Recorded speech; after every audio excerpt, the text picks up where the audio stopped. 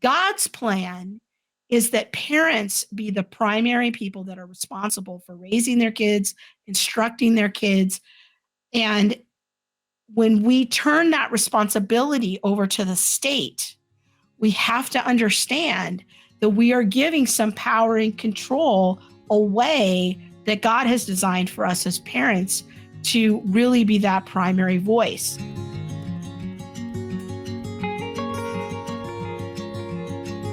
Christian parents need to have clarity about their job description. There's a lot of outside voices right now trying to redefine our job description as parents. And so I want to help you kind of think that through a little bit more this evening. This is really just continuing the conversation about authority and sphere sovereignty. Last time in the last stream, we talked about how it relates the spheres that God has appointed us authority over as it pertains to the church, and what is the proper relationship between the church and human governments. Tonight, I want to talk about the issue of children and families and kind of the sphere that God has appointed parents over when it comes to children, because there is some confusing things happening in our culture right now. And I want to help you think more clearly according to a Christian worldview. So there is a rise, and you might not know the technical name for this, but I'm going to show you a little chart here So this is a chart from a book called Teaching for Diversity and Social Justice. It's called The Matrix of Oppression. It's a very helpful chart to really understand the dynamics of what's happening in our culture. And what I want you to see here on the left-hand side are the social identity categories: race, sex, gender, sexual orientation, class, ability, disability, religion, and age. And what I want you to see is the privileged social groups, which are white people, biological men, gender conforming biological men and women, heterosexuals, rich, upper class, temporarily able bodied people, Protestants, and adults, and particularly in that adults category. And then I want you to move over 2 columns to the right and look at targeted social groups. This is the column that our culture is currently labeling as oppressed people, marginalized people. It is in this column of the targeted social groups: Asians, Blacks, Latinos, Native people, biological women, transgender, genderqueer, intersex people, lesbians, gay men, working class people, poor people, people with disabilities, Jews, Muslims, and Hindus. And then really pay attention to this bottom row here: elders and young people. What I want you to understand is that there is a growing phenomenon happening in our culture to reclassify children as an oppressed class. And who are their oppressors?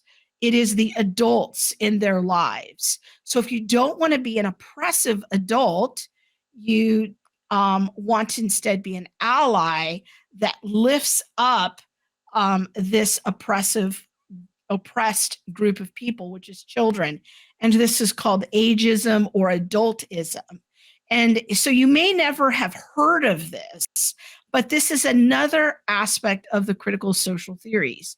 And hopefully at the Center for Biblical Unity, we can do a book group soon on this topic, because this has particular application to parents, but especially to people working in the public education sector. So hopefully this is just an overview. Now, when we talk about oppression, here's what I'm not talking about.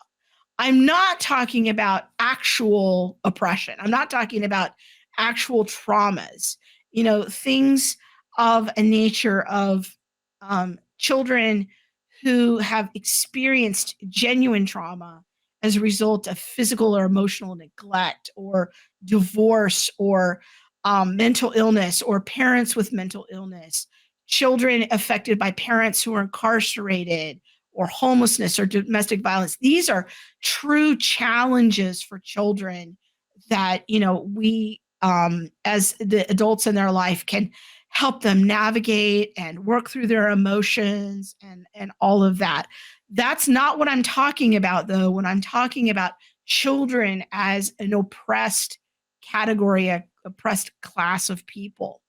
Rather, our our society is wanting to reclassify just the nature of childhood as being an oppressed group, not based on things that they are going through, okay, not based on genuine traumas. All right. So that is why you are going to start seeing more and more pieces like uh, this recent editorial. This is not a news article. I want to make that very clear. This is an opinion. This is an editorial that appeared in a local paper here in Southern California in the Ventura Star. Okay, I want to show you this. California should abolish parenthood in the name of equity. Again, this is not a news story. This is an opinion piece and from the Ventura County Star. This is the newspaper, okay? And it has this clear disclaimer at the top. This piece expresses the views of its author. All right, so that's fine. People can have their views.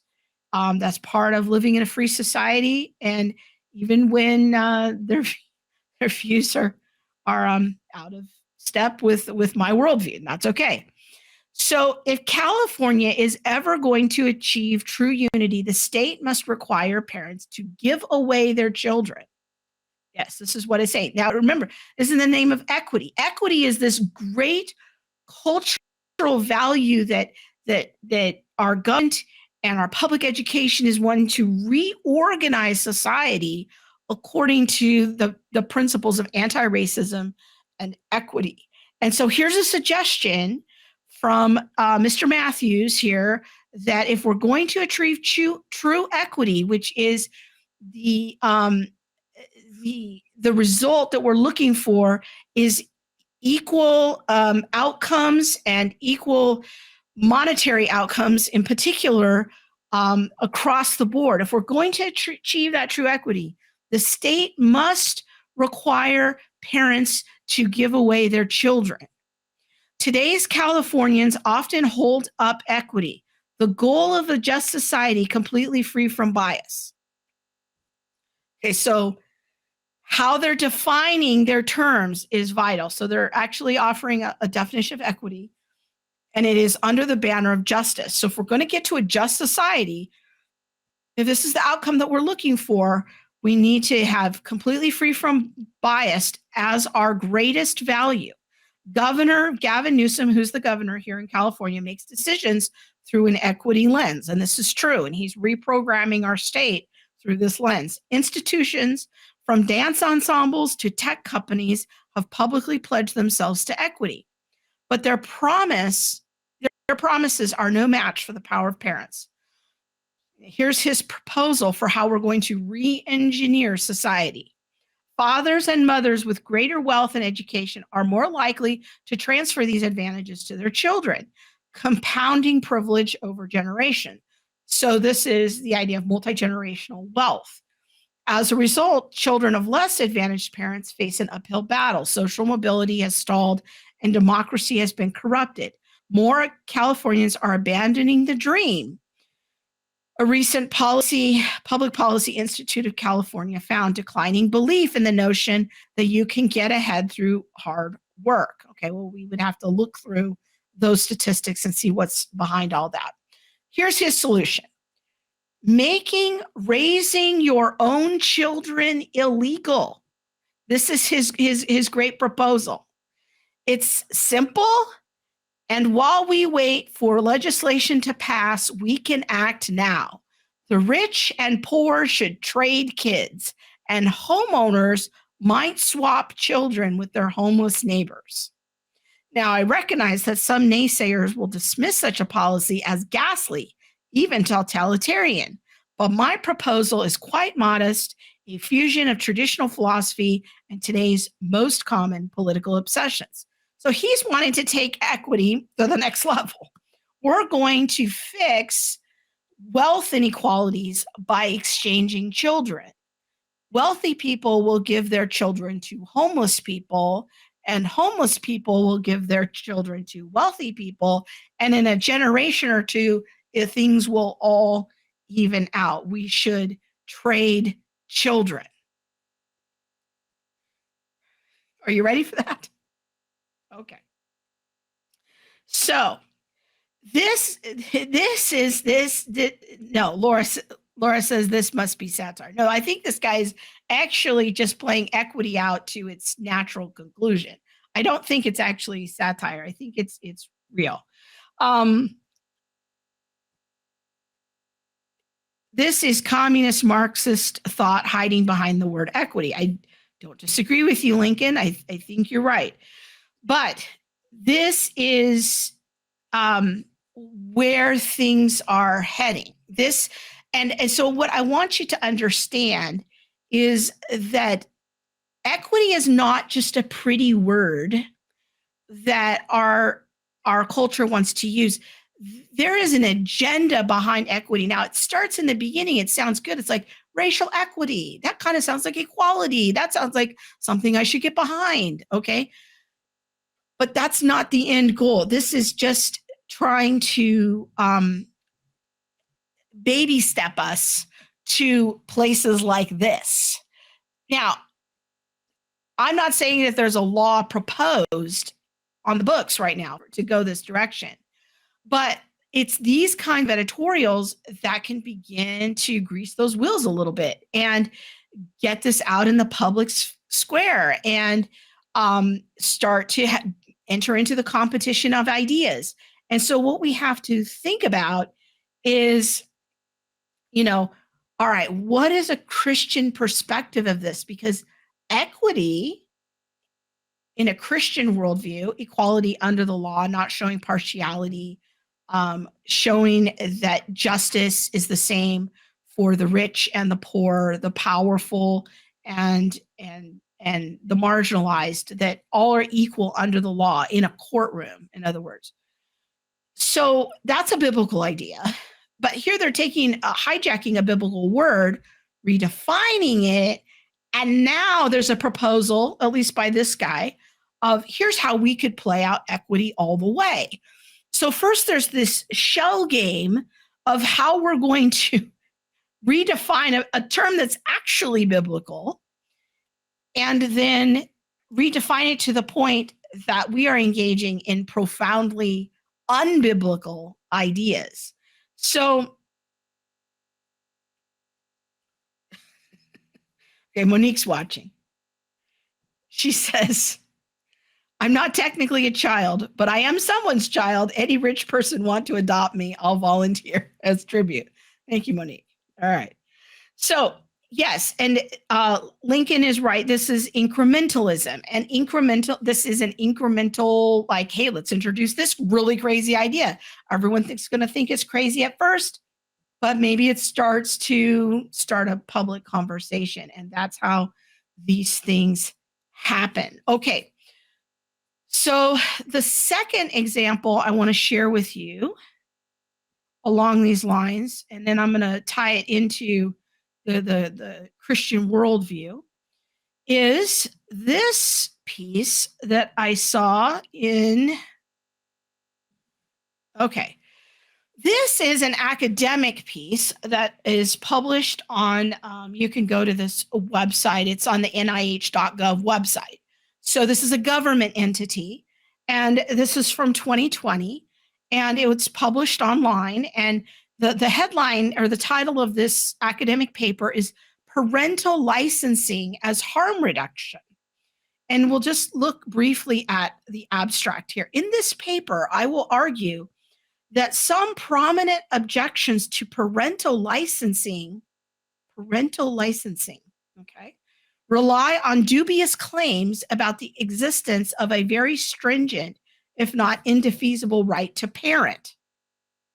Okay, so this is an article that is coming after the right of parenting, which would be violated by licensing. I claim that attaching such stringency to the right only makes sense if we make a number of idealizing assumptions. Otherwise, it is deeply implausible. Instead, I argue that we should evaluate parental licensing policies in much the same way that we would harm reduction policies. By adopting this critical perspective, we can see that there are powerful but quite different reasons to be cautious about parental licensing relating to our ability to minimize harmful effects of mass parenting in a world of minimal surveillance and intervention. Now, if you go into the literature, there's actually quite a lot of papers and think pieces related to parental licensing. I wasn't aware of this. And this is really starting to get into the whole question of the rights of a child and how do we think about those rights and how do we think about a parent's rights. So Cassandra says, the UN Convention on the Rights of a Child has been something some people in our government have indicated they would like to adopt. It strips parents of their rights. And I think that this is an important thing to be aware of because the idea of children's rights, again, is a term and a phraseology that sounds noble. That sounds fairly innocuous. That sounds like something I should get behind. But we have to understand, all right, what are the implications of this from a Christian point of view? Monique says this isn't a new idea. No, it's not. And I was surprised at how many academic think pieces there are about this issue. I remember having a discussion about licenses for parents when I was in social service 10 years ago. And I think that this is a difficult conversation because, again, going back to the start of this, I said what I was not talking about is genuine traumatic experiences like domestic violence and physical harm and abuse. And these are very real things that we have to think about. But when we start talking about government interventions in the family, we also have to understand and think about what the trade-offs are for how we are defining harm. Okay?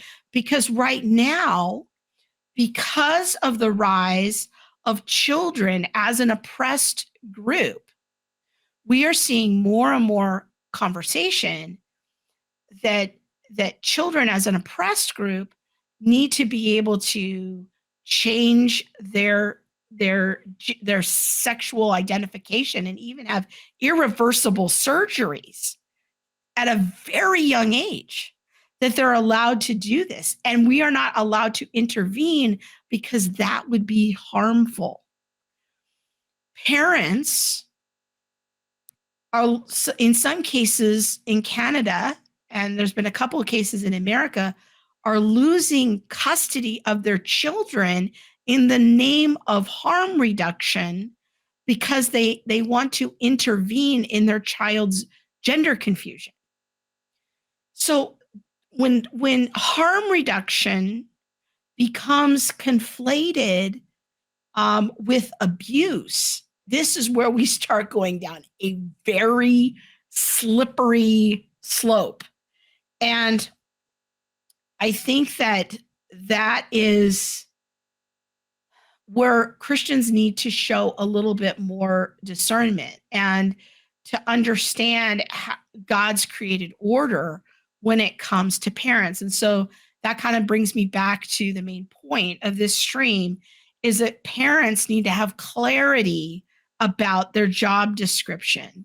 And so I'm going to share just a few scriptures with us here of understanding, for example, in Genesis chapter 1, what is our purpose? Why have we been created? Well, we've been created in the image of God it says, so that humans may rule over the creation. We have been created to govern. This is our purpose. And we have been created in the image of God to do that. We also have a purpose to be fruitful and multiply and fill the earth and subdue it. This means that we are created to rule and to reign and to create families and to multiply and fill the earth with those families. If we were to boil down the purpose of humanity all the way to its essence, that's what it would be. And so when we start having conversations about who's in charge of our children, we have to understand that from God's created design, this is not talking about what Christians should do. This is God's created design for all of humanity. This is why we were created to rule and to reign, to multiply and fill the earth. Now, I don't want to suggest that people who are single or couples who have no children are somehow inherently, deficient or wicked. But, if we think about, just at our most foundational level, that we are created with organs to procreate. That is part of how God has created us. So we have to reflect on that to a deep degree, to think about, what does God have for me? Another scripture I want to share with you is from Deuteronomy chapter 6. These are the commands, the decrees, and laws the Lord your God directed me to teach you to observe in the land that you are crossing. This is right before God's people cross the Jordan River and go into to possess the land that God has promised them as a result of his covenant with Abraham. So that you and your children and their children after them, what is this purpose? They may fear the Lord. So now God's talking specifically to his covenant people. No longer are we talking to humanity more broadly. We're talking about God's design for covenant families. And on the covenant that we live under, that would be for Christian families, that they may fear the Lord as long as you live by keeping all of his commands and decrees that I give you, so that you may enjoy long life. Why does God tell us how to live according to the design that he has made for us? So that we can have long life, that we can have a good life. When we live according to our design, things generally go better for us. Hear, Israel, and be careful to obey, so that it may go well with you, and that you may increase greatly in a land flowing with milk and honey, just as the Lord, the God of your ancestors, promised you. Hear, O Israel, the Lord our God, the Lord is one. Love the Lord your God with all your heart and with all your soul and with all your strength. These commandments that I give you today are to be on your hearts. So they're not just commandments that are outside of us. They're not just going through the motions. They're designed to be written on our hearts. And in the new covenant, we have the advantage of the Holy Spirit who writes them on our hearts. Impress them on your children. Talk about them when you sit at home, when you walk along the road. This is like when you're driving in your minivan, when you lie down, when you get up. In other words, all the time, you should be instructing your children. Tie them as symbols on your hands, bind them on your foreheads, write them on the door frames of your houses and on your gates. In other words, parents need to be teaching their children all the time about the faith. This is what we ought to do. Christians historically have called this catechizing our children, discipling our children. And so if we're going to think about our job description as parents, it's to teach our children their purpose, their dignity. They're created in the image of God. They're created to govern the earth. They're created to multiply and fill the earth. That's their mission. As God's special people, as his covenant people, we're told in Matthew 28:19 to go into all the nations, preach the gospel, and disciple the nations, teaching them to obey all that Jesus has commanded. This is what we are to be up to. And this is what then parents need to be teaching their children all the time. It should just be part of our way of life. And I love this verse that Paul says to Timothy. I love the picture of this. He says to Timothy, I am reminded of your sincere faith, which first lived in your grandmother and in your mother Eunice, and I am persuaded now also lives in you. This multi generational legacy that we are to pass on to our children, to our grandchildren. When I think about, there were some moments where I struggled as a parent, and I struggled to know what to do. And in those moments, I would ask myself, how would I want my child to parent my grandchildren? That's how I need to parent today, because I want to um, to pass on that legacy of our faith. So if we're thinking about who's in charge of our children, taking it right back to who has God appointed to be sovereign, who's in that sphere of sovereignty over our children, it's parents. That's who's in charge. We want to be very careful and circumspect about giving the government permission for interventions. And we've seen how this has played out in the last 2 years, that, you know, institutions that maybe we once thought we could really trust, maybe we have less trust for those institutions now to truly have our children's best goals in mind for our children.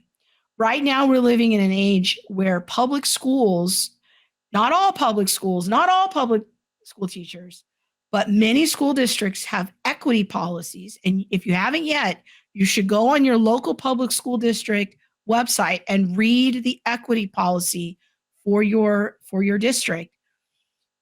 Many of these districts, in fact, I would tell you most, in fact, I would tell you, you should assume your district has this policy until you have documentation otherwise, that a child is looked upon as being in an oppressed class, and that child, teachers and school officials will cooperate with that child to hide important information from the parents when they are in distress, when they are suffering from depression.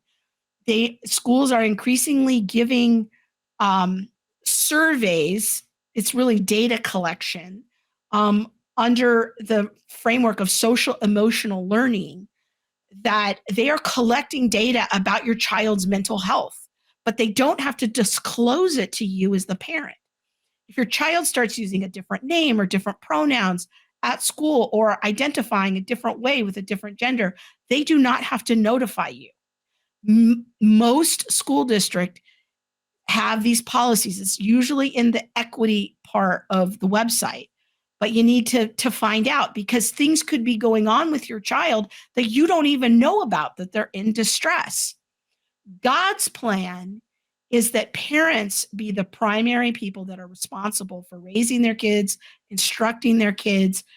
And when we turn that responsibility over to the state, we have to understand that we are giving some power and control away that God has designed for us as parents to really be that primary voice.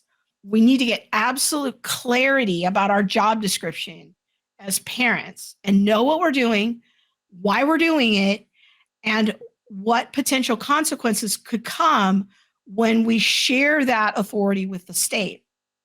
We've seen, I don't know if anyone's on Twitter. I don't recommend Twitter. It's kind of a wacky place. But there is quite a lot of conversation from public school administrators, districts, school boards, saying that they kind of want to co-parent with you. And they don't always think that you should have a say in what your children are learning. So, we need to be engaged in these discussions. We need to know what's happening in the schools. Don't assume everything's okay. In fact, I would say assume your school is giving your student these social emotional learning tests, surveys, feedback collection, data collection. Assume that's happening until you have receipts that it's not happening. and assume that your public school district is going to hide information about you if your child is in distress until you see the policy about how they are going to involve parents. That's the reality of where we're living. And so as the government and society wants to redefine our job descriptions, which is, I'm seeing this more and more. I want Christian parents to have biblical clarity about your job description. My school started calling parents caregivers. Words matter, friends. If this is how your school district is talking about you, you need to understand that is an affront to your worldview as a Christian. Okay? So, this is what I'm wanting you to know. I want you to think Christianly about every square inch of your life. All right? That's really what my ministry and this channel is all about. So, yeah, this is a mess. It's unsettling that our new Christian school, they always say your student instead of your child. Yes, words matter. Yeah. And Laura, you're right. SEL is often cloaked as character development. So, anyways, I just want to let you know what's happening, how to think Christianly about these things. I look forward to your feedback. I hope you found this quick stream helpful. And I'm going to try to keep doing these periodic streams with just perspectives on the news and what I see happening. So if you're finding these helpful, let me know and I'll keep doing them. And I look forward to your feedback. Thank you so much. Good night and God bless.